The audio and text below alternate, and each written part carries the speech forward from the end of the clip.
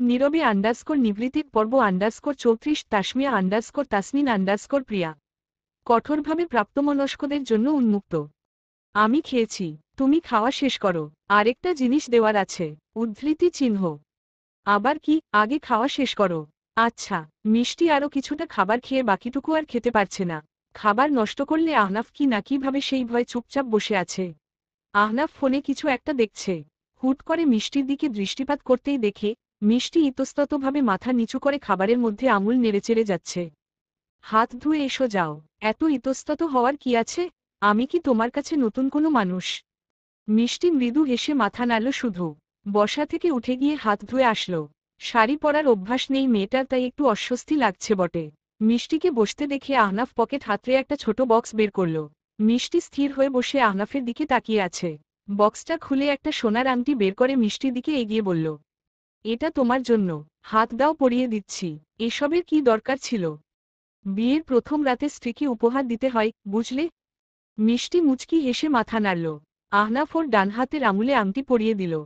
মিষ্টি মনে মনে সৃষ্টিকর্তার নিকট শুকরিয়া আদায় করছে। আল্লাহ যা করেন ভালোর জন্য করেন এবং অবশ্যই অন্ধকারের পরে আলোর মুখ দেখান। আপনি মন থেকে আমাকে মেনে নিয়েছেন স্যার? এটা কেমন প্রশ্ন? তুমি আমার স্ত্রী, মনপ্রাণ সবকিছু দিয়ে যদি না মানতাম তবে তুমি এখন আমার গৃহে থাকতে? মিষ্টি চুপ করে গেল। বোকা বোকা প্রশ্ন করে ফেলেছে ভেবে নিজেকেই বকাঝকা করছে। আহনাফ বসা থেকে উঠে মিষ্টিকে উদ্দেশ্য করে বলে অজু করে আসতে। বিয়ের প্রথম রাতে স্বামী স্ত্রীকে একসাথে নফল নামাজ আদায় করতে হয়। মিষ্টি আহনাফের কথা মতো অজু করে আসে। দুজনে একসাথে নামাজ আদায় করে। নামাজ শেষে কিছুক্ষণ দুজনে টুকটাক কথা বলে বিছানায় শুয়ে ঘুমানোর চেষ্টা করছে এখন। আহনাফের আজ কিছুতেই ঘুম আসছে না। যতই অন্যায় করুক সেই মানবী আজ তো তারই থাকার কথা ছিল এই বাসর রাতে। মানুষগুলো কথা দেয় শুধু মুহূর্ত সুন্দর করতে। ওদের কাছে যেগুলো সময় উপভোগ করার কথা মাত্র, বিপরীত দিকে থাকা মানুষটার জন্য তা কতটা মারাত্মক স্মৃতি হিসেবে কাজ করে তা যদি বুঝত তারা। অস্থিরতায় আর শুয়ে থাকতে পারল না আহনাফ। শোয়া থেকে উঠে বসল। মিষ্টি ঘুমিয়ে গেছে। ডিম লাইটের মৃদু আলোয় কেমন স্নিগ্ধ, নিষ্পাপ লাগছে ওর চেহারাটা। মিষ্টির দিকে তাকিয়ে থাকতে থাকতে আহনাফের মস্তিষ্ক থেকে স্মৃতিগুলো ঝাপসা হতে লাগল।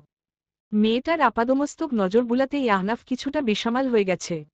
শাড়ির আঁচল সরে যাওয়ার ফলে ক্রমাগত শ্বাস প্রশ্বাসে মিষ্টির উন্মুক্ত বুকের উঠানামা দেখে আহনাফ ঘোরের মধ্যে আটকে যাচ্ছে যেন। নিজের দৃষ্টি তো সংযত করে অন্যদিকে তাকিয়ে রইল কিছুক্ষণ, কিন্তু ঠিক সামলাতে পারল না নিজেকে। আবারও মিষ্টির দিকে তাকাল। উন্মুক্ত কোমরের ভাঁজে আলতো করে ঠোঁট ছুঁয়ে দিতেই নড়েচড়ে উঠল মিষ্টি। আকস্মিক ঘটনায় আহনাফও বোকা বনে গেল। নিজেকে কড়া শাসন করে বালিশে মাথা রেখে চোখ বন্ধ করে ফেলল সে। কিন্তু না, শরীরের উন্মাদনা কিছুতেই আজ নিয়ন্ত্রণ করা সম্ভব হচ্ছে না যেন। মিষ্টির দিকে ফিরে শুয়ে দেখল মেয়েটা এবার তার দিকে ফিরে বেঘোরে ঘুমোচ্ছে। আহনাফ ফালতো করে কপালে ঠোঁট ছুঁয়ে দিল। ক্রমেই চুম্বনের পরিমাণ বৃদ্ধি পাওয়ায় মিষ্টির ঘুম ভেঙে এর মধ্যেই ভেঙে গেছে। কিন্তু কিছু বলছে না, চুপচাপ আহনাফের স্পর্শ উপভোগ করছে সে। আহনাফ ধীরে ধীরে মিষ্টিকে নিজের করে নিচ্ছে। মিষ্টি প্রথম প্রথম সবকিছু উপভোগ করলেও শেষ মুহূর্তে এসে কেমন অস্থির হয়ে উঠেছে। আহনাফের গভীর স্পর্শে মেয়েটা ভিন্ন ভিন্ন পুরুষের ঘৃণ্য আচরণের স্মৃতি হাতড়ে যাচ্ছে। না, দূরে সরে যান, দূরে, দূরে। না। আচমকা মিষ্টির মৃদু চিৎকারে হতচকিত হয়ে গেছে আহনাফ। কি হয়েছে মিষ্টি, ঠিক আছো তুমি? মিষ্টিকে ছেড়ে কিছুটা দূরে সরে বসে পোশাক ঠিক করতে করতে আহনাফ জিজ্ঞেস করল। মিষ্টি জোরে জোরে নিঃশ্বাস ফেলছে। আশেপাশে উদ্ভ্রান্তের মতো তাকাচ্ছে। বিছানার চাদর দিয়ে নিজেকে ঢেকে নিয়ে জোরসড়ো হয়ে বসে আছে। আহনাফের একটু সময় লাগলো বিষয়টা বুঝতে। নিজেকে ভীষণ অপরাধী মনে হচ্ছে ওর। কেন আজকেই কাছাকাছি যেতে গেল? কয়েকদিন অপেক্ষা করলে কি এমন হতো? মেয়েটা উপর উপর যতই স্বাভাবিক থাকুক মানসিকভাবে এখনো স্বাভাবিক হতে পারেনি। মিষ্টি কথা না বলে হুট করে ফুপিয়ে কেঁদে উঠতেই আহনাফ তড়িৎ গতিতে ওকে জড়িয়ে ধরে শান্ত করতে চেষ্টা করছে। সরি মিষ্টি, আই এম এক্সট্রিমলি সরি। এমন ভুল আর কখনো হবে না। প্লিজ স্বাভাবিক হও মিষ্টি। আশেপাশে তাকিয়ে দেখো, এটা আমি, আহনাফ, অন্য কেউ না। উদ্ধৃতি চিহ্ন। মিষ্টি বিষয়টা বুঝতে পেরে আহনাফকে শক্ত করে জড়িয়ে ধরে হাউমাউ করে কেঁদে ওঠে। আহনাফ মিষ্টির মাথায় হাত বুলিয়ে দিতে দিতে আস্তে করে শুইয়ে দিল ওকে। ঘুমাও মিষ্টি, কিছু হয়নি, সব ঠিক আছে। ঘুমাও এবার। উদ্ধৃতি চিহ্ন। মিষ্টি ফোপাতে ফোপাতে বাচ্চাদের মতোই কিছুক্ষণের জন্য ঘুমিয়ে যায়। আহনাফ দীর্ঘশ্বাস ছেড়ে ডিম লাইটটা অফ করে। মিষ্টির বিয়ের পাট চুকে যাওয়ায় বাবার বাড়ি থেকে আজ চলে যাবে মেহেক। এমনিতেই এখানে থাকা রোশনের জন্য সব সময় বিপজ্জনক।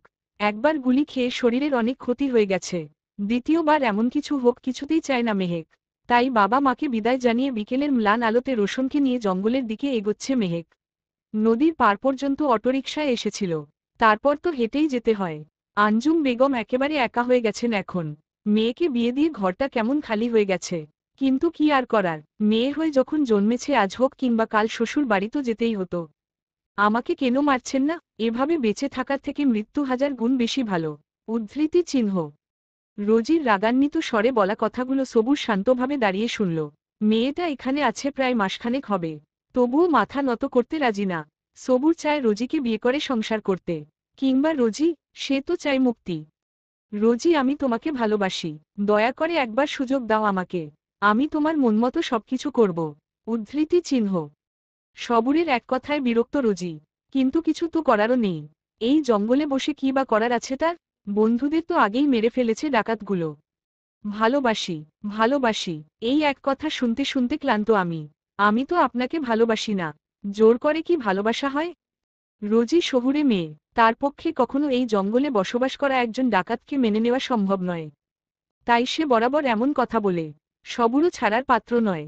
এভাবে টানা 6 মাস জঙ্গলে একসাথে থাকতে থাকতে একসময় সবুর ও রোজির সম্পর্কে উন্নতি আসে। একটা সময় বিয়ে করে দুজন।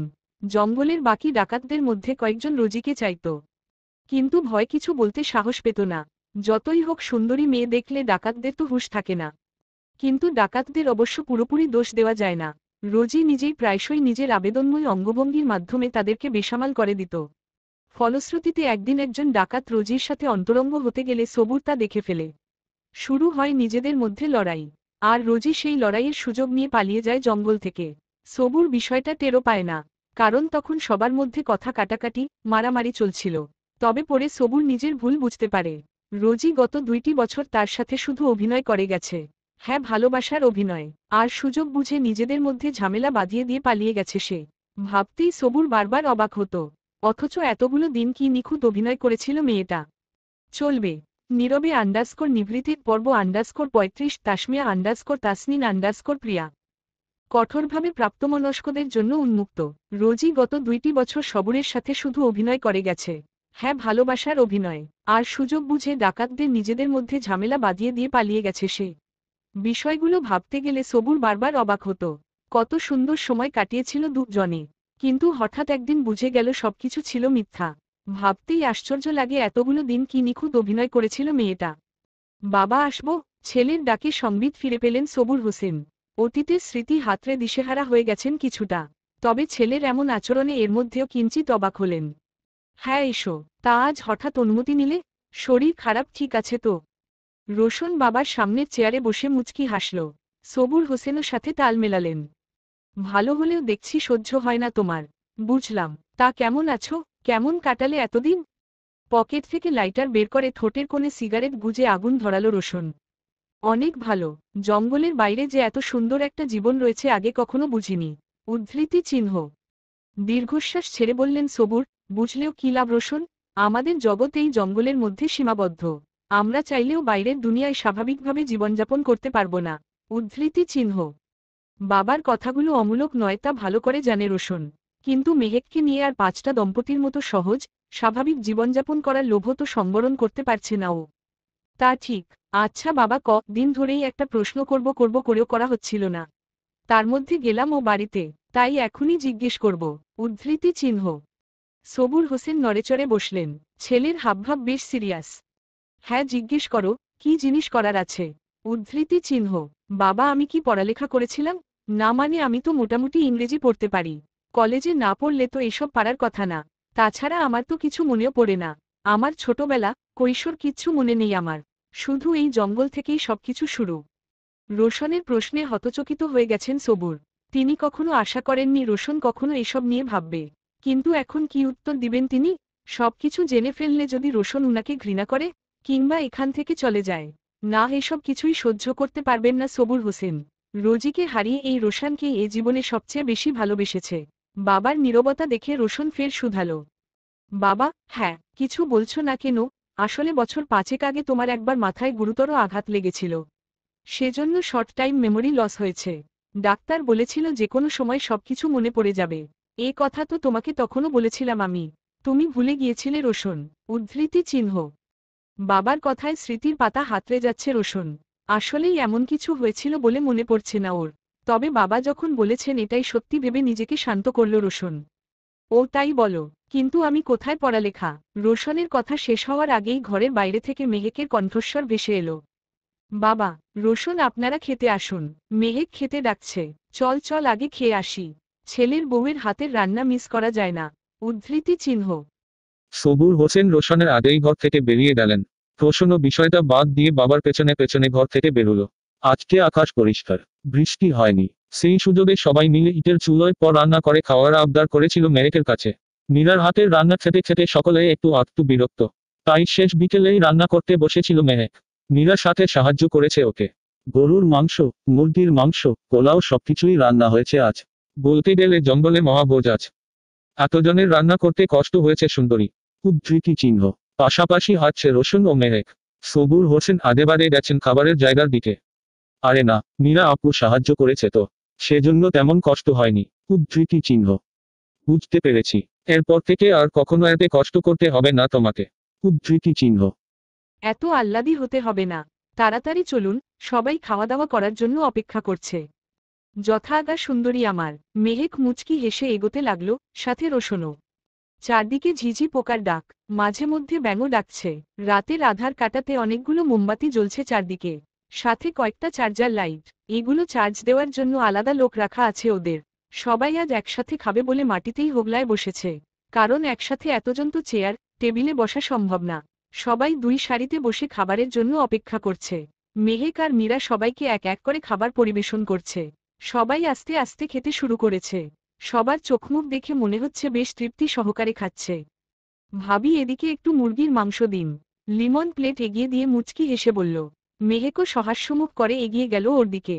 লিমনের দেখা দেখি আরে কয়েকজন তরকারি নিল সাথে পোলাও। সবার খাওয়া দাওয়া দেখে বেশ স্বস্তি পাচ্ছে মেহেক। শেষমেশ ডাকাতদের সাথে সংসার জুড়ে বসল মেয়েটা। বহুতল ভবনের সামনে গাড়ি থামিয়ে আশেপাশে নজর বুলিয়ে নিলেন নাহিদ আলম। বয়স আনুমানিক 40, দেখতে শ্যামবর্ণ, আপাদমস্তক ভদ্রলোক। গাড়ি থেকে নেমে সোজা সামনের বিল্ডিং প্রবেশ করলেন তিনি। গার্ডরা উনাকে দেখা মাত্র কাউকে কল করে। একজন ভদ্রলোক এসেছেন নাহিদকে এগিয়ে নিতে। পরিচিত কাউকে দেখে নাহিদ আলম মুচকি হেসে তার সাথেই মিটিং রুমের দিকে অগ্রসর হয়। 4 তলার উত্তর দিকের বৃহৎ রুমে জরুরি মিটিং আজ। নাহিদ আলম রুমে প্রবেশ করতেই সবাই দাঁড়িয়ে সম্মান প্রদর্শন করে। সবাইকে বসতে বলে নিজেও বসেন। স্যার, আমরা সব প্ল্যান করে ফেলেছি। আগামীকাল থেকেই আমাদের মিশন শুরু করতে চাচ্ছি। আপনার সামনে রাখা ফাইলে সবকিছু ডিটেইলস আছে। উদ্ধৃতি চিহ্ন। নাহিদ আলমকে উদ্দেশ্য করে বললেন রিজভী আহমেদ। নাহিদ আলম সবার দিকে দৃষ্টিপাত করে শুধলেন। আয়েশা সিদ্দিকী এখনো সেখানেই আছে? হ্যাঁ স্যার। উদ্ধৃতি চিহ্ন। কবির খানের সংক্ষিপ্ত উত্তর। নাহিদ আলম আজকের মতো ফাইলের সবকিছু চেক করে সবাইকে অনুমতি প্রদান করে আবারও গাড়ি চেপে বসেন। উদ্দেশ্য শহরের অন্য একটা মিটিং এ জয়েন করা। আহনাফ মিষ্টির জীবনে আসার পর মিষ্টির জীবনটা ওর কাছে স্বপ্নের মতো সুন্দর লাগছে। মনে হচ্ছে এতদিনের সব অন্ধকারের মধ্যে আহনাফ এক টুকরো আলো।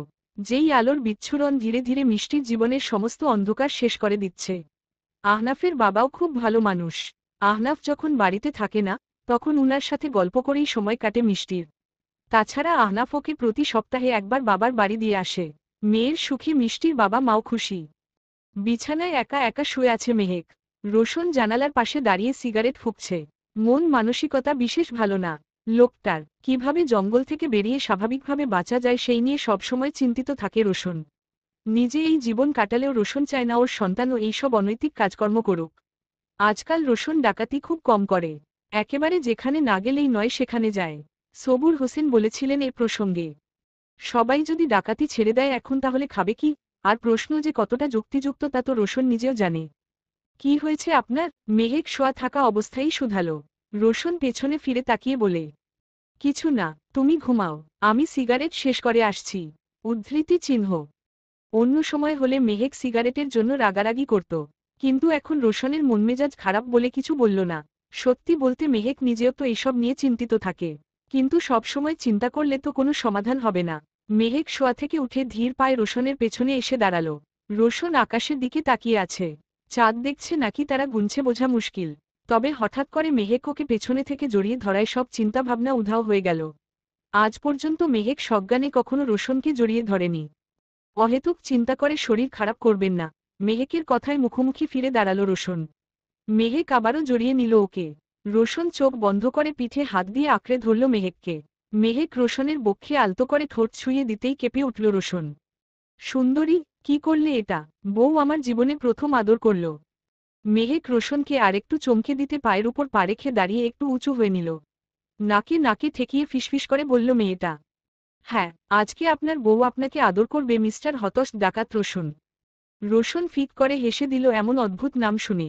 মেহেক হাসল না, বরং রোশনের ঠোঁটে নিজের ঠোঁট ডুবিয়ে দিল। ঘটনার আকস্মিকতায় স্থির হয়ে গেছে রোশন। বেচারা রেসপন্স করতেও যেন ভুলে গেছে। মেহেক পায়ে একটু জোরে চাপ দিতে নড়েচড়ে উঠল রোশন। চলবে। নীরবে নিবৃত্তির পর্ব 36 তাসমিয়া তাসনিন প্রিয়া। কঠোরভাবে প্রাপ্তমনস্কদের জন্য উন্মুক্ত। ঘটনার আকস্মিকতায় স্থির হয়ে গেছে রোশন। বেচারা রেসপন্স করতেও যেন ভুলে গেছে। মেহেক পায়ে একটু জোরে চাপ দিতে নড়েচড়ে উঠল রোশন। মেহেককে গভীর আলিঙ্গনে জড়িয়ে নিল নিজের সাথে। দুপুরের তপ্ত রোদ চারদিকে। পাখিরা সারি বেঁধে উঠছে। বর্ষা শেষে শরতের আকাশ দেখতে বেশ ভালো লাগছে মিষ্টির। দুদিন হলো আহনাফের সাথে কক্সবাজার ঘুরতে এসেছে ও। জীবনে প্রথমবার সমুদ্রে ঘুরতে এসে ভীষণ খুশি মিষ্টি। বসে বসে বিচে বালির ওপর আঙুল দিয়ে আঁকিবুকি করছে মেয়েটা। সাদা রঙের থ্রিপিসে একেবারে শুভ্র পরীর মতো লাগছে ওকে। আশেপাশে অনেক পর্যটকদের ভিড়, যে যার মতো সময় কাটাচ্ছে। আহনাফ একটু দূরে ডাব কিনতে গেছে। কি করছো? আহনাফ হাতে ডাব নিয়ে মিষ্টির পাশে দাঁড়িয়ে শুধালো। মিষ্টি বসা থেকে দাঁড়ালো, ঠোঁটের কোণে হাসির রেখা বজায় রেখেই উত্তর দিল। দেখো। আহনাফ বালির উপর দৃষ্টিপাত করল। আহনাফ প্লাস মিষ্টি লেখা লাভের মধ্যে। মুচকি হাসল আহনাফ। মিষ্টির সাথে ওর সম্পর্কটা একেবারে স্বাভাবিক হয়ে গেছে এখন। অবশ্য এক্ষেত্রে আহনাফের অবদান বেশি। সব সময় পুতুলের মতো আগলে রাখে মেয়েটাকে, সমস্যা হলে শান্তভাবে বোঝায়। বাহ, সুন্দর লাগছে তো। বুঝতে পেরেছি। হাতে নিয়ে দাঁড়িয়ে থাকবে, নাকি খেতেও দিবে? মিষ্টি হেসে বলাতে আহনাফ যেন বুকে সূক্ষ্ম প্রেমের ব্যথা অনুভব করল। প্রিয়তমার হাসি যে মারাত্মক। এই নাও। আহনাফ মিষ্টির দিকে একটা ডাব এগিয়ে দিয়ে নিজেও ডাবের পানি পাইপ দিয়ে খেতে লাগল। খেতে দুজন পাশাপাশি হাঁটতে হাঁটতে সময় উপভোগ করছে। পৃথিবীতে কোনো মানুষই মূল্যহীন নয়। যে মানুষটা একজনের কাছে জাস্ট কিচ্ছু না, আবার সেই মানুষটাই অন্য কারো কাছে তার পৃথিবী। সঠিক স্থানে না যাওয়া পর্যন্ত তারা তাদের প্রাপ্য মূল্য পায় না, এটাই বিষয়। শুনছ, ইদানিং ভয় লাগছে খুব। কি যে হবে রোশনদের। রাতের খাবার খেতে খেতে আঞ্জুম বেগমকে উদ্দেশ্য করে বললেন সিদ্দিক। আঞ্জুম বেগম ঠিক বুঝতে পারলেন না বলে পাল্টা প্রশ্ন ছুড়ে দিলেন। কেন? রোশনদের কি হয়েছে? বাজারে টিভিতে খবর দেখলাম, প্রশাসন দেশের বিভিন্ন জায়গা থেকে ডাকাতদের আটক করছে। সবাই বলাবলি করছিল, দেশে ডাকাতদের উপদ্রব বেড়েছে। সেজন্য এতটা তৎপরতা। উদ্ধৃতি চিহ্ন। তাহলে তো চিন্তার বিষয়। ফোন দিয়ে যে কথা বলবো তা ও তো পারবো না। 10 বার কল দিলে একবার ঢুকবে হয়তো। উদ্ধৃতি চিহ্ন। আঞ্জুম নিজেও খেতে বসেছেন। সিদ্দিক এর মধ্যে হাত ধুয়ে তোয়ালে দিয়ে মুখ হাত মুছে বসে আছেন। মেয়ে, জামাইয়ের জন্য চিন্তায় খাওয়া দাওয়া ঠিকমতো করতে পারছেন না। মেহেক এখন ওদের সাথে থাকে, তাই সমস্যা মেহেকের জন্য সমান। আমি তো কতবার কল দিলাম, ঢুকছে না। মেহেক কখন কল করে তার ভরসায় থাকতে হবে এখন। উদ্ধৃতি চিহ্ন। দীর্ঘশ্বাস ছেড়ে বললেন সিদ্দিক। আঞ্জুম কিছুটা বিরক্তি নিয়ে বলেন, মেহেকের উচিত ছিল ওই ডাকাত ছেলেকে ছেড়ে দেওয়া। যতই হোক, ওভাবে থাকাকে কি জীবন বলে? আজীবন জঙ্গলে। মেয়েটা সংসারের সুখ পাচ্ছে না, বাইরের জীবনযাপন থেকে বঞ্চিত হচ্ছে। মিষ্টিকে দেখো, বর নিয়ে ঘুরে বেড়াচ্ছে। আলহামদুলিল্লাহ সুখে আছে। কিন্তু মেহেক, ওর কি হবে বলো? আঞ্জুম বেগমের প্রশ্নের উত্তর সিদ্দিক আহমেদের কাছে নেই। কঠিন বাস্তবতা এটাই যে মেহেকের জীবন আর কখনো স্বাভাবিক হবে না। এখন শুধু অনাকাঙ্ক্ষিত ভবিষ্যতের জন্য অপেক্ষা করতে হবে। এছাড়া কিচ্ছু করার নেই। ঘুম ঘুম চোখে কিছু স্মৃতি মস্তিষ্কে ঘুরপাক খাচ্ছে সবুরের। একটা অ্যাক্সিডেন্ট, একটা ছেলে, তারপর গুলির আওয়াজ। তারপর অস্থিরতায় ঘুম ভেঙে হাঁপাতে হাঁপাতে শোয়া থেকে উঠে বসলেন সবুর। আশেপাশে নজর বুলিয়ে দেখে নিলেন একবার। স্বপ্ন ছিল, না স্মৃতি। সবকিছুই সত্যি ছিল। এত বছর যেসব ভুলেছিল আজকাল কেন সেসব জ্বালাতন করে? তাহলে কি সময় এসে গেছে রোশনের সবকিছু জানার? না, না। সবুর হোসেন শোয়া থেকে উঠে ঘর থেকে বেরিয়ে গেলেন নিমিষেই। উফ, রোশন থাক না, আমি করে নিব। চুপ করো সুন্দরী, আমিই চুলে তেল দিয়ে দিব। একটা মাত্র বউ আমার। মেহেক চুপ করে গেল। তখন থেকে না করে যাচ্ছে, কিন্তু রোশন নাছোড়বান্দা। চুলে তেল দিয়ে বিনুনি করে দিবে মানে দিবেই। মেহেক বসে আছে খাটে, রোশন পেছনে বসে চুলে তেল লাগাচ্ছে। সব তেল এক জায়গায় দিলে হবে? সব জায়গায় দিচ্ছি। প্রথম প্রথম একটু আধটু ভুল হয়, বুঝলে সুন্দরী? হ্যাঁ, খুব বুঝেছি। আচ্ছা, তুমি আমাকে এখনো আপনি আপনি বলে ডাকো কেন? তুমি সম্বোধন করলে কি হয়? রোশন কিছুটা অভিমান নিয়ে বলল কথাটা। মেহেক মৃদু হেসে বলল, কিছু সম্পর্ক আপনিতেই সুন্দর। ভালোবাসতে পারলে তুমি আপনি কোনো বিষয় না, বরং প্রতিটা ডাকি স্পেশাল। উদ্ধৃতি চিহ্ন। এত কথা বুঝি না, আমি আপনাকে আপনি বলেই ডাকব। উদ্ধৃতি চিহ্ন। রোশন তেলের বোতল পাশে রেখে চিরুনি হাতে নিল। আসলে বউটা আমার মোটামুটি তারা। উদ্ধৃতি চিহ্ন। ঘাত তারা হবে। রোশন শব্দ করে হেসে উঠল। মেহেক চুপচাপ বরের চুল আঁচড়ানো উপভোগ করছে। মাঝে মধ্যে মনে হয় এক জীবনে এত সুখ কপালে লেখা ছিল। হ্যাঁ, এই ভালোবাসাটুকুই সুখ। প্রিয় মানুষ পাশে থাকলে, আগলে রাখলে মেয়েদের জন্য সব জায়গায় স্বর্গ। মেহেকের কাছেও এই জঙ্গলই এখন সবকিছু। আউচ! মেহেকের শব্দে নড়েচড়ে উঠল রোশন। কি হয়েছে? লাগলো? আস্তে আস্তে। আর হবে না, তুমি নিজেই আছড়ে নাও। আমি মনে হয় ব্যথা দিচ্ছি। উদ্ধৃতি চিহ্ন। রোশন কিছুটা মন খারাপ করে বলল। মেহেক চুলগুলো না আছড়ে খোপা করে নিল। রোশনের মুখোমুখি বসে শুধালো, ভালোবাসেন? সন্দেহ হচ্ছে? প্রশ্ন করেছি, উত্তর দিবেন। পাল্টা প্রশ্ন নয়, হতশ ডাকাত বর। উদ্ধৃতি চিহ্ন। আহহ, কি কিউট লাগে কথাটা, হতশ। মেহেক হেসে রোশনের বুকে মৃদু কয়েকটা ঘুষি মারল। ভালোবাসি, ভালোবাসি, ভালোবাসি সুন্দরী, ব্যাস। আর থাক। বেশি ভালোবাসা আবার বেশিদিন টেকে না। উদ্ধৃতি চিহ্ন। রোশন বসা থেকে উঠে দাঁড়ালো, ঘরের একপাশে গেল। কথা বলতে বলতে ফের এগিয়ে এলো মেহেকের কাছে। শেষ নিঃশ্বাস অবধি টিকবে এই ভালোবাসা। চুপ করুন, এসব আর বলবেন না। উদ্ধৃতি চিহ্ন। মেহেক বসা থেকে উঠে রোশনের ঠোঁটে আঙুল চেপে ধরে বলে। রোশন হেসে হুট করে হাঁটু গেড়ে বসে পড়ে। মেহেক চমকাল, থমকাল। Do you love me my সুন্দরী? একগুচ্ছ গোলাপের মাঝে একটা হলুদ খাম এগিয়ে দিল রোশন। মেহেক খুশিতে স্থির হয়ে দাঁড়িয়ে আছে। হাত বাড়িয়ে যে ফুলগুলো নিবে তা ও পারছে না। ঠোঁটগুলি থরথর করে কাঁপছে। রোশন মেহেকের অবস্থা অবলোকন করে ফের বলে, ডু ইউ? এবার ঘোর কাটে মেহেকের। ছলছল নয়নে মুচকি হেসে হাত বাড়িয়ে ফুলগুলো গ্রহণ করে প্রত্যুত্তরে বলে, ইস, I love you Roshan, I love you. Roshan, Roshan. আচমকা বাবার ডাকে কিছুটা অবাক হলো দুজন। রোশন বসা থেকে উঠে দাঁড়ালো। বাবা, এই সময়? যান, আগে দরজা খুলে দিন। কোনো সমস্যা হলো কি না? মেহেকের কথা মতো রোশন তড়িঘড়ি করে গিয়ে দরজা খুলতেই সবুর হোসেন কিছু না বলে কয় পাগলের মতো রোশনকে জড়িয়ে ধরে কাঁদতে লাগলেন। ঘটনার আকস্মিকতায় হতভম্ব হয়ে গেছে মেহেক। রোশনের অবস্থাও তেমনই। কিছু বলার মতো বোধশক্তিও এখন নেই যেন। মেহেক এগিয়ে গেল বাবা, ছেলের দিকে। বাবা, আপনি ঠিক আছেন? কিছু হয়েছে? মেহেকের বলা কথায় রোশনও হুঁশে এলো। হ্যাঁ বাবা, তুমি ঠিক আছো? কি হয়েছে বলো? বাবা, ছেলে ও ছেলের বউয়ের কথাবার্তায় সংবিত ফিরল সবুরের। কি করেছে ভাবতেই রোশনকে ছেড়ে দিয়ে হন্তদন্ত হয়ে আবারও নিজের ঘরের দিকে চলে গেলেন তিনি। ওরা দুজন পাথরের মতোই ঠায় দাঁড়িয়ে আছে। পূর্ব দিগন্তে সূর্য উঠেছে। পাখির কলরবে মুখরিত চারদিক। সকালের শান্ত পরিবেশটা বেশ ভালো লাগে মেহেকের। তাই সকাল সকাল একটু আধটু হাঁটতে বের হয়। রোশন গেছে সবুর হোসেনের সাথে কথা বলতে। রাতেও গিয়েছিল, কিন্তু তখন দরজা খোলেননি সবুর। বলেছিলেন সকালে কথা বলবে। সেই মতো রোশন সকাল হতেই বাবার সঙ্গে কথা বলতে গিয়েছে। চলবে। নীরবে নিভৃতির পর্ব 37 তাসমিয়া তাসনিন প্রিয়া। প্রাপ্তমনস্কদের জন্য উন্মুক্ত। বাবা, সত্যি করে বলো তো, গতকাল রাতে তোমার কি হয়েছিল? সবুর হোসেন প্রশ্ন এড়িয়ে যাচ্ছেন বারবার। আলাদা প্রসঙ্গে চলে যাচ্ছেন বারবার। রোশন সেজন্য এবার একটু গলা উঁচিয়ে প্রশ্নটা করল। সবুর হোসেন শত চেষ্টা করেও কেন জানি সাজিয়ে গুছিয়ে মিথ্যা বলতে পারছে না আজ। ভয় হচ্ছে ভীষণ। দুঃস্বপ্ন দেখেছিলাম রোশন। তোমাকে হারিয়ে ফেলার ভয় জেঁকে বসেছিল তখন। সেজন্য নিজেকে সামলাতে পারিনি। আমি দুঃখিত তার জন্য। উদ্ধৃতি চিহ্ন। চেয়ার থেকে উঠে জানালার পাশে গিয়ে দাঁড়িয়েছেন সবুর। রোশন ঠিক বাবার কথায় সন্তুষ্ট হতে পারছে না। শুধুমাত্র একটা দুঃস্বপ্ন দেখে ওরকম কেঁদেছিলেন বাবা? না, শান্তি নিজ রং। ঠিক আছে বাবা, সরি তোমাকে জোর করার জন্য। সমস্যা নেই। যাও, মেহেককে গিয়ে নাস্তা দিতে বলো। মীরার শরীর খারাপ। উদ্ধৃতি চিহ্ন।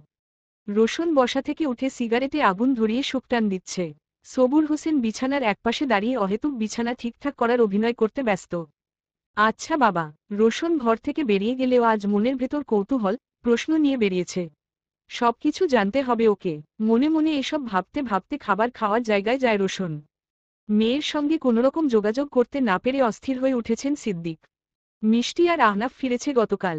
এসেই যা বলেছে তাতে মেহেকের বাবার চিন্তা দ্বিগুণ থেকে চারগুণ বৃদ্ধি পেয়েছে। কক্সবাজারের আদ্যপ্রান্ত থেকে সকল ডাকাতদের পুলিশ গ্রেফতার করেছে। যাদের সাথে বন্দুকযুদ্ধ হয়েছে তারা মারাও গেছে। মোটকথা ডাকাত মুক্ত দেশ গড়ার অপারেশনে নেমেছে প্রশাসন সহ বিভিন্ন গোয়েন্দা সংস্থা। এসব শুনে কি স্থির থাকা যায়? উঠোনে বসে কাজ করতে করতে এসব চিন্তায় মশগুল হয়ে আছেন সিদ্দিক। আঞ্জুম বেগম গেছেন মিষ্টিকে দেখতে। বিয়ের পর যদিও আরও বেশ কয়েকবার মেয়ের সাজানো গোছানো সংসার স্বচক্ষে দেখে এসেছেন তিনি, তবুও মাঝে মধ্যে হুটহাট মেয়েকে দেখতে চলে যান তিনি। অবশ্য এতে মিষ্টির শ্বশুর বাড়ির সবাই বেশ খুশিই হন। কি গো, এভাবে অন্যমনস্ক হয়ে কাজ করছো যে? হঠাৎ আঞ্জুম বেগমের কথায় চমকালেন সিদ্দিক। ভাবনার অতলে ডুবে থাকায় মিষ্টির মায়ের আগমন টের পায়নি। হাতের কাজ রেখে বসা থেকে উঠে দাঁড়ালেন সিদ্দিক। মিষ্টি তোমাকে কিছু বলেনি? মুখটা কেমন মলিন হয়ে গেল আঞ্জুমের। শাড়ির আঁচল দিয়ে কপালের ঘামটুকু মুছে স্বামীর দিকে এগিয়ে এসে বললেন। হ্যাঁ, আমাদের কিছু করার নেই গো মিষ্টির বাবা। সিদ্দিক আহমেদ কিছু বলেন না। কাঁধে রাখা গামছা উঠোনে টাঙানো রশিতে রেখে বাড়ি থেকে বেরিয়ে যান। কি করছেন, কি মনে হচ্ছে? রোশন আরেকটু গভীরভাবে হাত ছুঁয়ে দিল মেহেকের ঘাড়ে। আয়নার সামনে বসে বিনুনি করছিল ও। মতলব সুবিধার মনে হচ্ছে না। মেহেক মুচকি হাসল। রোশন ঘাড়ে ঠোঁট ছুঁয়ে দিতে দিতে কোমরে হাত ছুঁয়ে বেসামাল করে তুলছে ওকে। এতদিনে ঠিকঠাক বুঝতে পেরেছ সুন্দরী? পাজা কোলা করে মেহেককে নিয়ে বিছানায় শুইয়ে দিল রোশন। নিজেও পাশে কনুইয়ে ভর দিয়ে আধশোয়া হয়ে আছে। আপনাকে একটা কথা বলার আছে। হুম বলো, বলো। প্রিয়তমার কপালে, গালে ঠোঁট ছুঁয়ে দিতে দিতে শুধালো রোশন। মেহেক উপর হয়ে শুয়ে ক্ষীণ কণ্ঠে বলল। কালকে বলবো, এখন না। রোশন কিছু জিজ্ঞেস করল না আর। আপাতত তার নিজস্ব সুন্দরীতে মত্ত সে। সারাদিন ছটফট করে কাটিয়েছেন সবুর। কেন জানি মনে হচ্ছে উনার হাতে বেশি সময় নেই আর। এবার রোশনের সবকিছু জানা দরকার। রাতের নিস্তব্ধতা সমস্ত চিন্তাভাবনা আরও দ্বিগুণ করে তুলছে। দেয়ালঘড়ির দিকে দৃষ্টিপাত করে সময় দেখে নিলেন সবুর। রাত 11টা বাজে। আজকের রাতটা কেমন জানি অদ্ভুত। বেশি রাত হয়নি, শরীরটাও বিশেষ ভালো লাগছে না। অতিরিক্ত চিন্তার ফল সব। যদি এখন রোশনকে কিছু না জানিয়ে পৃথিবী থেকে সবুর বিদায় নেন তাহলে যেদিন রোশনের সবকিছু মনে পড়ে যাবে সেদিন কি হবে? না, সবকিছু বলা দরকার রোশনকে। তাতে সবুরকে রোশন ঘৃণা করলে করবে তবুও। এসব ভেবেচিন্তে ঘর থেকে বেরিয়ে গেলেন সবুর। এত কিছু ভাবনার মধ্যে যে জঙ্গলের আশেপাশে নিঃশব্দে কিছু মানুষ প্রবেশ করেছে সেসব সবুর টের পর্যন্ত পায়নি। ক্লান্ত বদনে বরের বুকের উপর মাথা রেখে শুয়ে আছে মেহেক। রোশন একা একা বিভিন্ন কথা বলে যাচ্ছে। বেশিরভাগ কথাই বিভিন্ন জায়গায় ডাকাতি করতে যাওয়ার অভিজ্ঞতার কথা। মেহেকের হাসি পাচ্ছে ভীষণ। অন্য বরেরা কোথায় স্ত্রীকে সুন্দর সুন্দর গল্প কিংবা শৈশবের কথা শোনায় আর এই বেটা রোশন শোনাচ্ছে ডাকাতির গল্প। অবশ্য বেচারার কি দোষ? ওর তো স্মৃতিপটে এর চেয়ে বেশি কিছু নেই এখন। কি হলো? হঠাৎ রোশন মেহেককে বুকের উপর থেকে সরিয়ে উঠে বসায় কিছুটা বিস্ময় নিয়ে শুধালো মেহেক। রোশন ইশারায় চুপ করে থাকতে বলল ওকে। 1 মিনিট, 2 মিনিট। রোশন, ঘুমিয়ে গেছ? বাবার কণ্ঠস্বর শুনে স্বস্তির নিঃশ্বাস ফেলল রোশন। বাবা এসেছেন। মনে হচ্ছিল আশেপাশে কেউ হাঁটছিল। জামাকাপড় ঠিক করে নাও। উদ্ধৃতি চিহ্ন। মেহেক মাথা নেড়ে সম্মতি জানিয়ে নিজের পোশাক ঠিক করে নিল। রোশন গিয়ে দরজা খুলে দেয়। বাবা, ঘরে এসো। আবার কি দুঃস্বপ্ন দেখেছ? সবুর হোসেন ছেলের কথামতো ঘরে প্রবেশ করে। রোশন দরজা আটকে দেয়। মেহেক একটা চেয়ার এগিয়ে দিল। সবুর চেয়ারে বসে দীর্ঘশ্বাস ছেড়ে বললেন। না, দুঃস্বপ্ন দেখিনি, কিছু কথা বলতে এসেছি। মেহেক ও রোশন দুজনের দিকে মুখ চাওয়াচাওয়ি করল একবার। হ্যাঁ বাবা বলো। আমি জানি কথাগুলো বিশ্বাস করতে তোমার কষ্ট হবে। এবং পাশাপাশি তুমি আমাকে ঘৃণাও করবে। কিন্তু আমার মানসিক অবস্থা তখন এমন ছিল যে আমি শুধু নিজের কথা ভেবেছিলাম। উদ্ধৃতি চিহ্ন। বাবার কোনো কথা রোশন বুঝতে পারছে না। মেহেক তো নীরব দর্শক। সবুর হোসেন আবারও বলতে শুরু করলেন। জানি কিছু বুঝতে পারছো না। আর মেহেকের পক্ষে তো বোঝা অসম্ভব। যেহেতু মেহেক এখন আমাদের একজন এবং তোমার স্ত্রী তাই ওর সবকিছু জানার অধিকার আছে। এখন যে কথাগুলো বলতে চলেছি সেগুলো সম্পর্কে আমি ব্যতীত এখানকার অধিকাংশ লোকজন জানে না। কারণ সবাই অল্প বয়সী। আগে যারা ছিল তাদের অধিকাংশ লোকজনকে আমি ইচ্ছে করে অন্য দলে পাঠিয়ে দিয়েছিলাম। যাতে করে সব সত্যি কখনো তোমার সামনে না আসে। উদ্ধৃতি চিহ্ন। রোশন অস্থির হয়ে উঠল এবার। কিসের সত্যি বাবা? তোমার স্মৃতি নষ্ট হওয়ার পেছনে আমিই দায়ী রোশন। উদ্ধৃতি চিহ্ন। সবুর হোসেনের কথাটা হজম করতে সময় লাগল রোশনের। মেহেক অবাক হল উনার কথায়। বাবা কেন তার ছেলের স্মৃতি শক্তি নষ্ট করবেন? সবুর হোসেন ফের বলতে লাগলেন। বিশ্বাস করতে কষ্ট হলেও এটা সত্যি রোশন। এবং তার চেয়ে বড় সত্যি, আমি তোমার জন্মদাতা পিতা নই। উদ্ধৃতি চিহ্ন। রোশন থমকাল সবুরের কথায়। এক পা পেছনে সরে গেল। সবুরের দু চোখ ছলছল করছে। রোশনের বিধ্বস্ত মুখাবয়ব দেখে মায়া হচ্ছে মেহেকের। বাবা, এটাই সত্যি রোশন। তুমি এখানকার কেউ নও। উদ্ধৃতি চিহ্ন। তুমি আমার কেউ না। বাবা, তুমি কি মাঝরাতে আমার সাথে মজা করতে এসেছ? Bad boy. রোশন সবুর হোসেনের সামনে গিয়ে হাঁটু গেড়ে বসে শুধালো কথাগুলো। লোকটা এসব কিছু সহ্য করতে পারছে না। মেহেকের কিছু করার নেই। সত্যির মুখোমুখি সবাইকে হতে হয়। সবুর হোসেন নিজেকে শক্ত রেখে বললেন, আমি মজা করছি না রোশন। তাহলে আমি কে? কে আমি? এখানে কি করছি? কে? উত্তেজিত হয়ে রাগে, কষ্টে থরথর করে কাঁপছে রোশন। মেহেক রোশনের এই রূপ আগে কখনো দেখেনি। তুমি আমার প্রাক্তন স্ত্রী, সন্তান। প্রাক্তন স্ত্রী? আমার মা আছে? আমার মা? কোথায় আমার মা? বাবা, প্লিজ একটু পরিষ্কার করে বলো সব। আমার আমার কেমন পাগল পাগল লাগছে। সবুর রোশনের কাঁধে হাত রেখে নিজেও মাটিতে বসলেন। সময় এসেছে এখন সবকিছু প্রথম থেকে খুলে বলার। চলবে। নীরবে নিবৃত্তির পর্ব 38 তাসমিয়া তাসনিন প্রিয়া। মুক্তমনাদের জন্য উন্মুক্ত। তুমি আমার প্রাক্তন স্ত্রী, সন্তান। উদ্ধৃতি চিহ্ন। প্রাক্তন স্ত্রী? আমার মা আছে? আমার মা? কোথায় আমার মা? বাবা, প্লিজ একটু পরিষ্কার করে বলো সব। আমার আমার কেমন পাগল পাগল লাগছে। সবুর রোশনের কাঁধে হাত রেখে নিজেও মাটিতে বসলেন। সময় এসেছে এখন সবকিছু প্রথম থেকে খুলে বলার। রোজই সবুরকে ছেড়ে চলে যাওয়ার পর একেবারে মানসিকভাবে ভেঙে পড়েছিল সবুর। দীর্ঘ সময়ের পরে অবশ্য নিজেকে সামলে নিয়েছিল সবুর। এভাবেই সময় অতিবাহিত হতে থাকে। সবুর নিজের রাজত্ব সামলাতে ব্যস্ত থাকে। কিন্তু 21 বছর পর সবুর একদিন জানতে পারে রোজির একটা ছেলে সন্তান আছে। কিন্তু রোজির হাজবেন্ড নেই। বিষয়টা জানার পর সবুরের মনে হতে থাকে রোশন হয়তো তারই উরসজাত সন্তান। এসব ভেবে মনে মনে খুব খুশি হয়। কিন্তু রোজির বিষয়ে আরো ভালো করে খোঁজ খবর নিতে হতো। হাজবেন্ড বর্তমানে নেই বলে যে আগেও ছিল না তেমনটা নাও হতে পারে। সবুর তাই রোজির পিছনে লোক লাগিয়ে দিল। কয়েকদিন পর জানতে পারল রোশন সবুরের ছেলে না। ওর বাবা সেনাবাহিনীর কর্মকর্তা ছিলেন। উনি মারা গেছেন প্রায় 8 বছর হল। নতুন করে সৃষ্টি হওয়া আশা নষ্ট হয়ে যাওয়ায় উন্মাদ হয়ে গিয়েছিল সবুর। রোজির সব সুখ কেড়ে নিবে বলে মাথাচাড়া দিয়ে উঠে উনার। রোশনকে রোজির থেকে দূরে সরিয়ে নিজের কার্যসিদ্ধি করবে বলেই ঠিক করে। কিন্তু শহরে গিয়ে রোশনকে কিছুতেই কিডন্যাপ করা সম্ভব ছিল না। তর্কে তর্কে ছিল সবুর। একদিন বন্ধুদের সাথে শহরের বাইরে ঘুরতে গেল রোশন। আর সেখানেই রোশনকে কিডন্যাপ করে সবুর। মাথায় আঘাত করার ফলে তখনই মেমোরি লস হয় ওর। এতে অবশ্য সবুরের সুবিধাই হয়। রোশনের মস্তিষ্কের সাদা পৃষ্ঠায় নিজের ইচ্ছেমতো সবকিছু লিখে দিয়েছিলেন সবুর। এমনিতেই রোশন ছিল উচ্ছৃঙ্খল। নেশা করা, মেয়েদের নিয়ে ফুর্তি করাই ছিল ওর স্বভাব। তাই জঙ্গলে সবার সাথে বছরখানেক যেতেই বেশ মিশে যায়। ঠিক 6 বছর আগে রোশনকে এখানে নিয়ে এসেছিলেন সবুর। সেই থেকে আজ পর্যন্ত রোশনকে নিজের ছেলের মতোই ট্রিট করেছেন তিনি। সময় যত গড়িয়েছে রোশনের প্রতি উনার ভালোবাসা বৃদ্ধি পেয়েছে। রোজিকে ঘৃণা করুক আর যাই করুক রোশনের মধ্যে রোজির চা খুঁজে পেতেন সবুর। পরে অবশ্য বছর দুয়েক পর জানতে পারেন রোজি মারা গেছে। ছেলের শোক আর নিজের শারীরিক অসুস্থতার জন্যই পরলোকগমন করেন ভদ্রমহিলা। সবুরের সেদিনও ভীষণ কষ্ট হয়েছিল। ভালোবাসার মানুষ সাথে না থাকলেও এই পৃথিবীতে আছে জেনেও একটু স্বস্তি মিলত।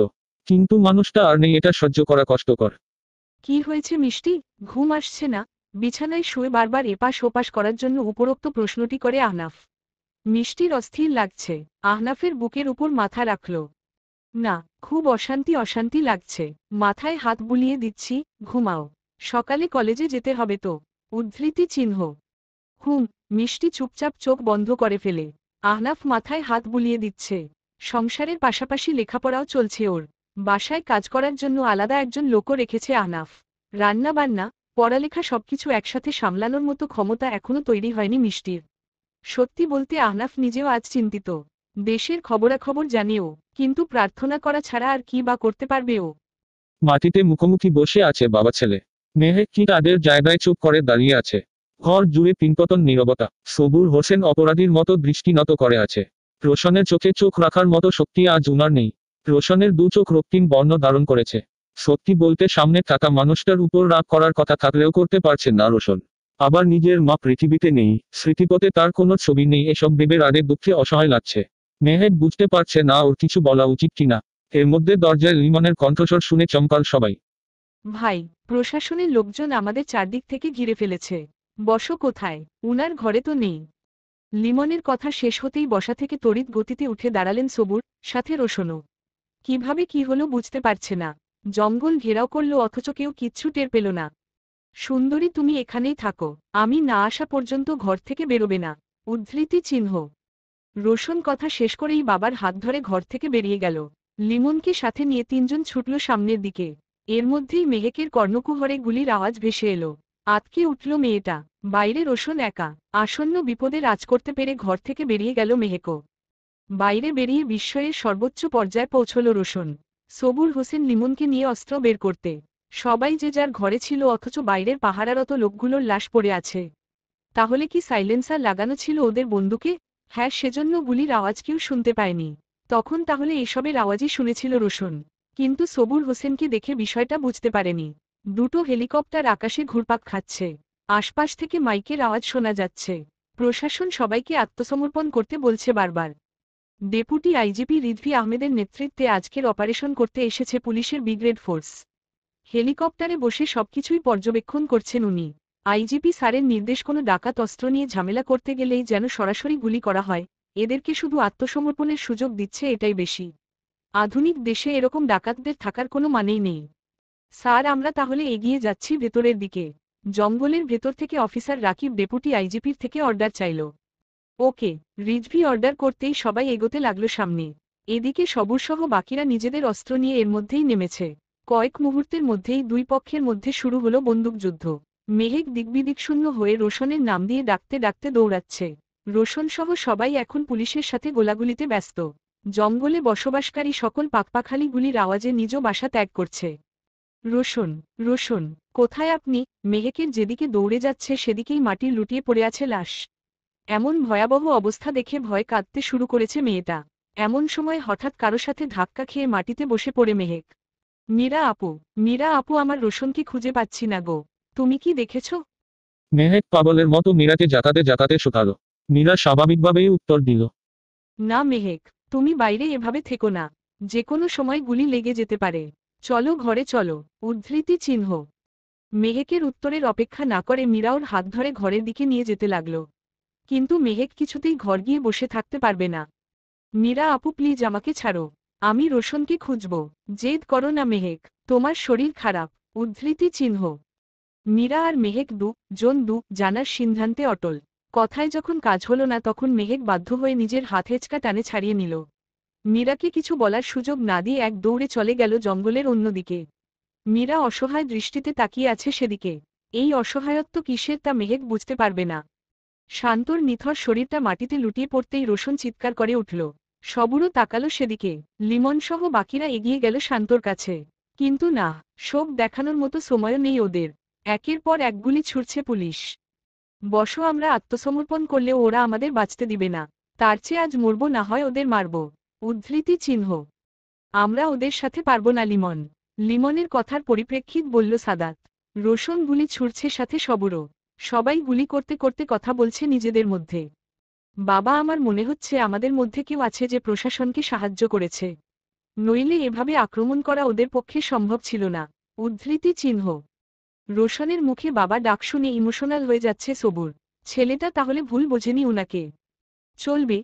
নীরবে নিভৃতির পর্ব 39 তাসমিয়া তাসনিন প্রিয়া। মুক্তমনাদের জন্য উন্মুক্ত। বাবা, আমার মনে হচ্ছে আমাদের মধ্যে কেউ আছে যে প্রশাসনকে সাহায্য করেছে। নইলে এভাবে আক্রমণ করা ওদের পক্ষে সম্ভব ছিল না। উদ্ধৃতি চিহ্ন। রোশনের মুখে বাবা ডাক শুনে ইমোশনাল হয়ে যাচ্ছে সবুর। ছেলেটা তাহলে ভুল বোঝেনি উনাকে।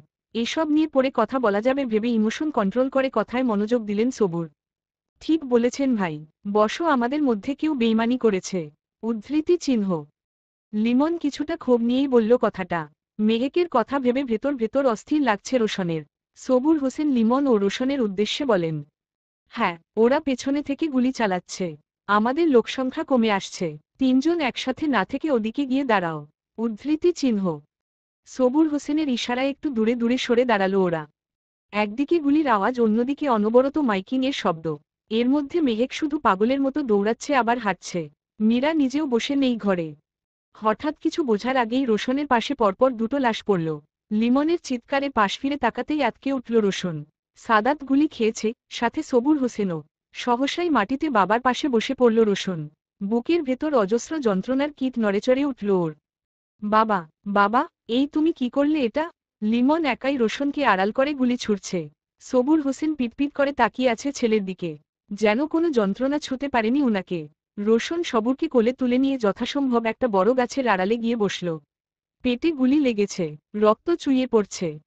তোমার কিছু হবে না, আমি তোমার কিছু হতে দিব না বাবা। তুমি এখানেই বসো। উদ্ধৃতি চিহ্ন রো স ন যেও না। হাতে বেশি ময় নেই। উদ্ধৃতি চিহ্ন। ছেলের হাত ধরে খুব কষ্ট করে থেমে থেমে কথাগুলো বললেন সবুর। রোশন বসল বাবার পাশে, ছলছল নয়নে চারপাশে নজর বুলিয়ে নিল একবার। লিমনের কি হলো চিন্তা হচ্ছে। তাছাড়া মেহেক ঘরে আছে তো? আমি জানি শন, তুমি আমাকে মা করে দিয়েছ। তবুও আমি অপরাধী তোমার কাছে। পারলে। সবুর হোসেনের চোখ বন্ধ হয়ে গেছে। রোশন কিছু বুঝতে পারছে না যেন। মিনিট পাঁচেক ওভাবেই বসে থাকার পর শেষবারের মতো বাবাকে জড়িয়ে ধরল। চোখের কার্নিশ থেকে এক ফোঁটা জল ঝরে পড়ল রোশনের। মেহেকের কাছে যেতে হবে। রোশন আর এক মুহূর্ত বিলম্ব না করে সোজা দৌড়ে ঘরের দিকে এগোল। স্যার, মনে হচ্ছে প্রায় সবাই মারা গেছে। হাতে গোনা কয়েকজন হয়তো বেঁচে থাকতে পারে। কি করব আমরা? সব সাফ করে ফেলো। অলরেডি অনেক ডাকাত জমা আছে থানায়। এত জিজ্ঞাসাবাদের দরকার নেই। আমি উপরমহলে জানিয়ে দিব সব বন্দুকযুদ্ধে মারা গেছে। উদ্ধৃতি চিহ্ন। Okay sir. উদ্ধৃতি চিহ্ন। রাকিব রিজভী আহমেদের কথা মতো ডাকাতদের ঘরগুলোর দিকে এগোল। আচমকা মেহেককে সামনে দেখে চমকাল রোশন। কিছু হয়নি তো ওর? দৌড়ে এসে বুকে জড়িয়ে নিল মেহেককে। তুমি ঠিক আছো সুন্দরী? তোমার কিছু হয়নি তো? ঘর থেকে কেন বেরোলে? ঘরে চলো। উদ্ধৃতি চিহ্ন। রোশন বাহুডোর থেকে মুক্ত করে মেহেকের হাত ধরে সামনে এগোচ্ছে। আমি ঠিক আছি। সবকিছু ঠিক আছে তো? মেহেক কান্না মিশ্রিত কণ্ঠে শুধালো। রোশন হাঁটা থামিয়ে দু হাত দিয়ে ওর চোখের পানি মুছে দিল। একদম কাঁদবে না। আমার সুন্দরীর চোখে পানি সহ্য করতে পারি না আমি।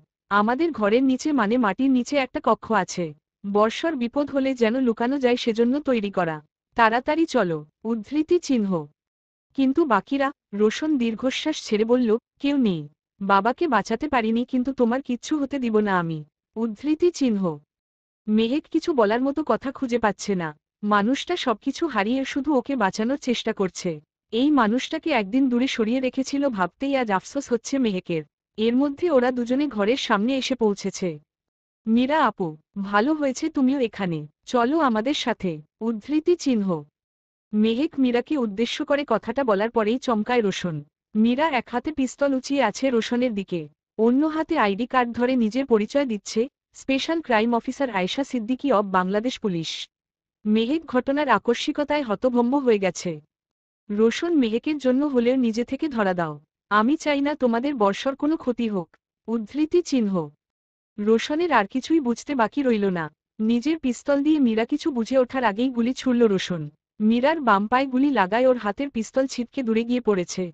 মেহেক রোশনের পাশে দাঁড়িয়ে ভয়ে জোরসড়ো হয়ে দাঁড়িয়ে আছে। রোশন, ভুল করছো তুমি। চুপ। তোর মতো বিশ্বাসঘাতকের সাথে কোনো কথা নেই। তোর জন্যই আজ আমাদের এই অবস্থা। উদ্ধৃতি চিহ্ন। রোশন রাগে থরথর করে কাঁপছে। এতগুলো বছরেও বুঝতে পারল না এই মীরাই ওদের বড় শত্রু। এটাই আমার ডিউটি ছিল। দেখো রোশন, প্রশাসনের লোকজন এখানকার প্রতিটা জায়গা সম্বন্ধে অবহিত। তোমরা কোথাও গিয়ে লুকিয়ে থাকতে পারবে না। তার চেয়ে ধরা দাও। উদ্ধৃতি চিহ্ন। রোশন মীরার কথায় রাজি হবে না। কারণ ধরা পড়লেও হয় মৃত্যুদণ্ড নয় যাবজ্জীবন কারাদণ্ড ভোগ করতে হবে। এর মধ্যে রাকিব ওর দলবল নিয়ে রোশনদের কাছে চলে আসে। প্রশাসনের লোকজন আক্রমণ করতেই রোশন মেহেককে গাছের আড়ালে ঠেলে সরিয়ে দিয়ে গুলি করতে শুরু করে। মীরা আহত অবস্থায় ওখানেই বসে আছে। রাকিব, প্লিজ গুলি করো না। প্লিজ, ওদের একটা সুযোগ দাও। উদ্ধৃতি চিহ্ন। রাকিব মীরা অর্থাৎ আয়েশার কথা শুনতে পায় না। দুজনের মধ্যে গোলাগুলির এক পর্যায়ে একটা গুলি এসে রোশনের বুকে লাগে। ঠিক আগের গুলির ক্ষতে গুলিটা লাগায় মুহূর্তেই মাটিতে লুটিয়ে পড়ে। মেহেক রোশনকে ধরার জন্য দৌড়ে আসতে গেলে ওকেও গুলি করে প্রশাসনের লোকজন। আয়েশা চিৎকার করে কাঁদছে দেখে এতক্ষণে রাকিব ওর দিকে এগোয়। নিজের চোখের সামনে মেহেককে মাটিতে লুটিয়ে পড়তে দেখে এই অবস্থায় ছটফট করছে রোশন। কিন্তু এক বিন্দু নড়াচড়া করার শক্তি ওর নেই এখন। মেহেক কোনোরকমে উঠে রোশনের পাশে পড়ে গেছে আবার। জানার যন্ত্রণার দিকে না তাকিয়ে সামনে থাকা ভালোবাসার মানুষকে না বাঁচাতে পারার কষ্টে দিশেহারা। সুন্দরী, আমাকে ক্ষমা করে দিও। তোমাকে ভালোবেসে মৃত্যু দিলাম আমি। আমার সাথে না জড়ালে আজ এই পরিণতি হতো না তোমার। উদ্ধৃতি চিহ্ন। প্রিয়তমা স্ত্রী হাতে হাত রেখে থেমে থেমে কথাগুলো বলল রোশন। এসব বলার সময় নেই এখন, আপনাকে বলেছিলাম না একটা খবর দেওয়ার আছে। মেহেক ফুপিয়ে কেঁদে উঠে কথাটা বলে, তারপর আবারও বলে, আমি কখনো ভাবিনি এই কথাটা এমন পরিস্থিতিতে বলতে হবে আমাকে। উদ্ধৃতি চিহ্ন। রোশন খুব কষ্ট করে তাকিয়ে আছে মেহেকের দিকে। মেহেক রোশনের একটা হাত নিজের পেটের উপর রেখে বলে, আমাদের সন্তান আর পৃথিবীর আলো দেখতে পারল না রোশন। আপনি বাবা হতে চলেছেন, আর আমি মা। মেহেকের বলা কথাগুলো রোশনের মস্তিষ্কে স্নায়ুকোষে বারবার আন্দোলিত হচ্ছে। ইচ্ছাশক্তির জোরেই ভালো করে চোখ মেলে তাকালো রোশন। মেহেককে বুকে জড়িয়ে ধরে শব্দ করে কেঁদে উঠল। পুরুষের কান্না বড্ড বিশ্রী। নিজের অনাগত সন্তানকে রক্ষা করতে না পারা আর স্ত্রীকে বাঁচাতে না পারার কষ্ট, সেই বিশ্রী জিনিসকেও হার মানালো আজ। কি সোনালে সুন্দরী, আমি এতটা হতভাগা কেন আল্লাহ? সারা জীবন অনেক পাপ করেছি, কিন্তু তার শাস্তি এদেরকে কেন দিলে? শান্ত হন। ভালোবাসি, আমি তোমাকে ভালোবাসি রোশন। আপনি থেকে তুমি ডেকে আফসোস মিটিয়ে দিলাম আজ। উদ্ধৃতি চিহ্ন। নিঃশ্বাস বন্ধ হয়ে আসছে মেহেকের। রোশনেরও চোখ বন্ধ হয়ে যাচ্ছে প্রায়। ভালোবাসি সুন্দরী, আমাদের আবার দেখা হবে। আবা। রোশনের কথা বন্ধ হওয়ার ঠিক আগ মুহূর্তেই মেহেকও পৃথিবীর মায়া ত্যাগ করেছে। সাথে সাথে রোশনও। কেন মারলে ওদের? আমি তো বললাম ওদেরকে একটা সুযোগ দাও। কেন মারলে? মেয়েটা সেদিন কতটা খুশি মনে আমাকে বলতে এসেছিল ও মা হতে চলেছে। রাকিব, কি করলে? আয়েশা রাকিবকে জড়িয়ে ধরে চিৎকার করে কাঁদছে। রাকিব নিজেও বুঝতে পারেনি মেহেক প্রেগন্যান্ট। তাছাড়া আয়েশার কথা তখন শুনতেও পায়নি। আয়েশা আর রাকিবের মাঝে 6 বছরের সম্পর্ক চলবে। নীরবে নিভৃতিক শেষ পর্ব তাসমিয়া তাসনিন প্রিয়া। মুক্তমনাদের জন্য উন্মুক্ত। কেন মারলে ওদের? আমি তো বললাম ওদেরকে একটা সুযোগ দাও। কেন মারলে? মেয়েটা সেদিন কতটা খুশি মনে আমাকে বলতে এসেছিল ও মা হতে চলেছে। রাকিব, কি করলে? আয়েশা রাকিবকে জড়িয়ে ধরে চিৎকার করে কাঁদছে। নিজের শরীরের কষ্টের থেকেও যেন মেহেকের মৃত্যুতে বেশি কষ্ট পেয়েছে ও। রাকিব নিজেও বুঝতে পারেনি মেহেক প্রেগন্যান্ট। তাছাড়া আয়েশার কথা তখন শুনতেও পায়নি। আয়েশা আর রাকিবের মাঝে 6 বছরের সম্পর্ক। চাকরির সূত্রে দুজনের আলাপ। আয়েশা, আয়েশা প্লিজ শান্ত হও। কি হয়েছে তোমার? ওরা সন্ত্রাসী ছিল। হ্যাঁ মানছি মেয়েটা প্রেগন্যান্ট ছিল, কিন্তু সেটা তো আমরা কেউ জানতাম না বলো। This is our profession, dear. Take it easy. শান্ত হও। উদ্ধৃতি চিহ্ন। আয়েশা রাকিবের প্রশ্নের উত্তর দেওয়ার আগেই জ্ঞান হারিয়ে ফেলল। রাকিব তড়িঘড়ি করে ওকে নিয়ে ছুটল। দুটো নিথর দেহ একে অন্যের হাত ধরা অবস্থায় পড়ে রইল এখানেই। একটি ভয়ঙ্কর রাত পেরিয়ে নতুন ভোরের সূর্য উঠেছে। সারা রাত গোলাগুলির শব্দে গ্রামের লোকজন ভয়ে তটস্থ হয়েছিল। আর মেহেকের বাবা মা ছিলেন ভীষণ চিন্তিত। সকাল হতেই মিষ্টি আর আহনাফে বাড়িতে চলে এসেছে। আশপাশের বাড়ির কিছু লোকজনও এসে উপস্থিত হয়েছে সিদ্দিক আহমেদের বাড়ির উঠোনে। সবাই মেহেকের কথা বলাবলি করছে। গতকাল রাতে যে হারে ঝামেলা হয়েছে তাতে জঙ্গলে কেউ হয়তো বেঁচে নেই। এসব কথাই সবাই নিজেদের মধ্যে বলাবলি করছে। আহনাফ অবশ্য সবাইকে এসব নিয়ে আলোচনা করতে মানা করছে। কিন্তু এসব লোকজন কি কারো নিষেধ শোনে? মিষ্টি বাবাকে অনেকক্ষণ ধরে বুঝিয়ে যাচ্ছে ওর আপুর কিছু হয়নি বলে। আহনাফ ফোনে নিউজ দেখছে। এখানে বসে তো কোনোভাবেই জঙ্গলের খোঁজ নেওয়া সম্ভব না। তাই সোশ্যাল মিডিয়া আর নিউজ চ্যানেলই একমাত্র ভরসা। বাবা শান্ত হও একটু। উদ্ধৃতি চিহ্ন। মিষ্টি সিদ্দিক আহমেদকে জড়িয়ে ধরে ফুপিয়ে কেঁদে উঠে বলল, আঞ্জুম বেগমের অবস্থাও ভালো না। মিষ্টির মা হওয়ার আগে তো সে মেহেকের মুখেই মা ডাক শুনেছিল। মেয়েটার কিছু হয়েছে ভাবতেই গায়ে বারবার কাটা দিচ্ছে। আমার মন ভালো বলছে না রে মিষ্টি। কিছু হবে না। উদ্ধৃতি চিহ্ন। তাই যেন হয় মিষ্টি। আঞ্জুম বেগম মেয়েকে বললেন। মনে মনে সৃষ্টিকর্তার নামজপা শুরু করেছেন তিনি। মানুষ হয়তো বিপদে পড়লেই সৃষ্টিকর্তার নাম বেশি করে স্মরণ করে। আঞ্জুম বেগমকে দেখে অন্তত সেটাই মনে হচ্ছে। আহনাফ এর মধ্যেই গতকাল রাতের মিশনের সমস্ত নিউজ দেখে ফেলেছে। প্রশাসনের লোকজন বলেছে, সকল ডাকাত বন্দুকযুদ্ধে নিহত হয়েছে। আমরা অনেক করে বলেছিলাম ওদেরকে আত্মসমর্পণ করতে। কিন্তু সন্ত্রাসীরা কি শান্তির পথ চিনে? না, তারা আত্মসমর্পণ করার বদলে উল্টো ক্ষিপ্তভাবে আমাদের উপর হামলা করতে শুরু করে। ফলশ্রুতিতে আমরা বাধ্য হয়ে গোটা জঙ্গলে চিরুনি অভিযান চালিয়ে সমস্ত ডাকাতদের নিশ্চিহ্ন করি। উদ্ধৃতি চিহ্ন। খবরটা শোনার পর আর কোনো দ্বিধা রইল না কারোর। এই পৃথিবী থেকে মেহেক, রোশন নামের মানুষ দুটোর অস্তিত্ব চিরতরে মুছে গেছে। তবে সেই সাথে যে তৃতীয় একটা প্রাণও পৃথিবীতে আসার আগে প্রাণ হারালো সে খবর আর কেউ জানতে পারেনি। মেয়ের শোক সহ্য করতে না পেরে সিদ্দিক আহমেদ মিনি স্ট্রোক করেন। অসুস্থ হয়ে দীর্ঘ সময় অতিবাহিত করেন বিছানায়। এখন অবশ্য মোটামুটি হাঁটাচলা করতে পারেন সিদ্দিক আহমেদ। তবে কাজকর্ম করার ক্ষমতা লোপ পেয়েছে, সাথে মানসিক অবস্থাও কিছুটা খারাপ। আহনাফি এখন শ্বশুর বাড়ির সবকিছু সামাল দেয়। শাশুড়ির কোনোরকম কষ্ট না হয় সেজন্য একজন কাজের লোকও রেখে দিয়েছে। মিষ্টি গ্র্যাজুয়েশন শেষ করে মাস্টার্সে পড়ে এখন আহনাফও প্রাথমিক বিদ্যালয়ের পরিবর্তে মাধ্যমিক বিদ্যালয়ের শিক্ষক হিসেবে চাকরি পেয়েছে। পরন্ত বিকেল, সূর্যের আলো প্রায় ম্লান হয়ে এসেছে। মৃদুমন্দ বাতাসে মিষ্টির খোলা চুলগুলো বাতাসে বারবার এলোমেলো হয়ে যাচ্ছে। নদীর শান্ত পানির দিকে স্থির দৃষ্টিতে তাকিয়ে আছে মেয়েটা। নদীর ওপারে জঙ্গল, আহনাফ পাশেই বসে আছে, হাতে হাত রেখে কিছুটা শান্ত করতে চাইছে মিষ্টিকে। বোনকে হারানোর যন্ত্রণা ভুলতে পারেনি মিষ্টি। এভাবে সবটা শুরু করার আগেই দুটো ভালোবাসার পাখি পৃথিবী থেকে বিদায় নিল। সবকিছুই তো অসম্পূর্ণ থেকে গেল ওদের। সবে তো ভালোবাসার গল্প শুরু হয়েছিল, স্বাভাবিক একটা সংসার করার ছিল, সেই সংসারে ছোট ছোট পায়ে ওদের সন্তানদের হাঁটার কথা ছিল। কিছু তো হলো না। মিষ্টি, হুম বলো। উদ্ধৃতি চিহ্ন। এদিকে এসো। উদ্ধৃতি চিহ্ন। আহনাফ মিষ্টিকে বুকে জড়িয়ে নিল, মাথায় হাত বুলিয়ে দিয়ে ফের বলল, পৃথিবীতে আমরা কেউ চিরস্থায়ী নই মিষ্টি। সবাই একদিন চলে যায়, যাবে, যেতেই হয়। তবে অসময়ে গেলে মনটা মানতে চায় না। কিন্তু একটা বিষয় দেখো, মেহেক আর রোশন একসাথেই চলে গেল। ওদের ভালোবাসা এতটাই শক্তিশালী যে কেউ কাউকে রেখে গেল না। উদ্ধৃতি চিহ্ন। তাহলে কি ওরা আবারও ফিরবে? সেটা কি আদৌ সম্ভব? নিজের বলা কথাগুলো ভেবে নিজেই সন্দিহান মিষ্টি। আহনাফ বলল, পৃথিবীতে অনেক কিছুই অসম্ভব, তবে মাঝে মধ্যে অসম্ভবও যে সম্ভব হয়ে যায় মিষ্টি। যদি ওদের কোনো অসম্পূর্ণ ইচ্ছে থাকে হয়তো ফিরবে। উদ্ধৃতি চিহ্ন। মিষ্টির ঠোঁটের কোণে ম্লান হাসির রেখা ফুটে উঠেছে। কোথাও গিয়ে যেন মনে হচ্ছে শেষ থেকেই শুরু। তবে এ কি কখনো সম্ভব হবে? দূর আকাশে দুটো সাদা মেঘের ভেলা ভাসছে। মিষ্টি আর আহনাফের কথায় হয়তো তাদেরও আনন্দ হলো। ভেসে ভেসে অনেক দূর যাচ্ছে ওরা। নাবিলা, এই নাবিলা, কই তুই? সারা ঘর খুঁজেও এতটুকু মেয়েটাকে খুঁজে পাচ্ছে না মিষ্টি। কখন থেকে হাতে ভাতের প্লেট নিয়ে নাম ধরে ডেকে যাচ্ছে, কিন্তু যাকে ডাকছে তার কোনো সাড়া শব্দ নেই। সেই যে বলল, বাবা আসার আগ পর্যন্ত বেরোবো না, আর বেরুল না। নাবিলা, এই মেয়েটা আমাকে মেরে ছাড়বে। উদ্ধৃতি চিহ্ন। মিষ্টির ডাকাডাকির শব্দে আহনাফের বাবা ধীর পায়ে এগিয়ে এলেন।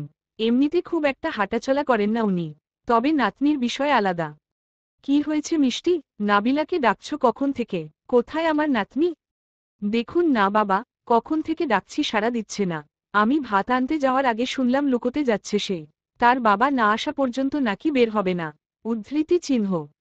ভাতের প্লেট টেবিলের উপর রেখে ক্লান্ত ভঙ্গিতে বলল মিষ্টি, আহনাফ এখনই চলে আসবে, তখন দেখো নাবিলাও বের হবে। তুমি ততক্ষণে বসে নাও একটু। ভারী দুষ্ট হয়েছে মেয়েটা। উদ্ধৃতি চিহ্ন। মিষ্টি বিছানায় বসতেই কলিং বেলের আওয়াজ ভেসে আসলো। তড়িঘড়ি করে গিয়ে দরজা খুলে দিতেই কোথা থেকে যেন দৌড়ে নাবিলা চলে এলো। আহনাফ ঘরে ঢুকতেই তাকে জড়িয়ে ধরল নাবিলা। লাল রঙের পোশাকে ছোট্ট নাবিলাকে পরীর মতো লাগছে। আহনাফ আদর করে কোলে তুলে নিল মেয়েকে।